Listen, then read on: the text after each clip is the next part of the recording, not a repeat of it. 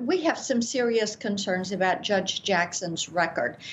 The way that she has conducted business, if you will, and the people she chose to represent in private practice as a public defender, her work on the Sentencing Commission, the district court, where she was overturned repeatedly by the appellate court, where she now has a seat. And I'm going to focus in on some of this. We haven't gotten a clear definition of her judicial philosophy or where she stands on court packing. We also have serious concerns about her sentencing practices. When it came to hardened criminals, letting more than 1,500 or supporting letting 1,500 go during COVID and going ahead and releasing someone who had murdered a U.S. Marshal, someone that robbed a bank. These are hardened criminals, and they ought not to be put back on the streets.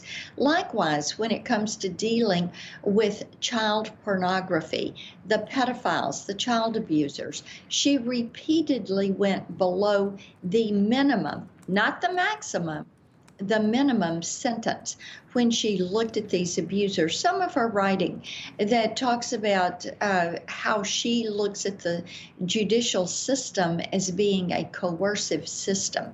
This is of concern to us. The American people deserve to know what this record is. It is a lifetime appointment. Yeah, and I know that, we're all thinking about Justice Clarence Thomas, who went through one heck of a confirmation process himself, led by Joe Biden and the late Ted Kennedy at that time, by the way. But he is in the hospital right now, 73 years old. We understand that he's on the mend. He was suffering flu-like symptoms, so we're wishing him the very best. But these justices are appointed to lifetime tenures on the high bench, Senator. So how important is it for a really in-depth confirmation process? It is vitally important. You want to know that judges are going to be a constitutionalist. They're going to abide by the rule of law. Tennesseans repeatedly bring that up to me. They want judges who have had experience. They don't want people just going hop, a skip, a jump right up to the Supreme Court.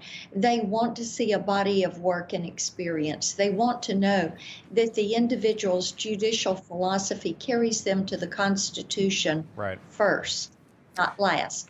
They want to know rule of law is going to be adhered to.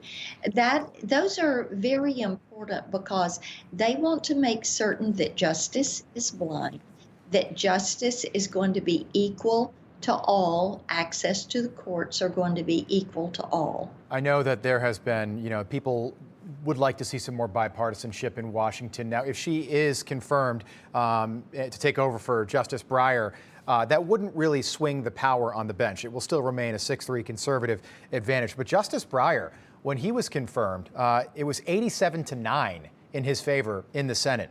Do you expect a vote and anything like that? No, not at all. There are so many concerns about Judge Jackson's record. She is very friendly. She is very approachable. She has a deep resume, but from what I've been able to glean from my meeting with her, from my work in reviewing her record, she clearly is from the progressive wing of the party. And for someone to go to precedent before they go to the Constitution is something that is of concern to me. Absolutely. Senator, great to see you again. Thanks so much for being on with us this morning. We appreciate it. We'll all be watching today in Washington. Thank you.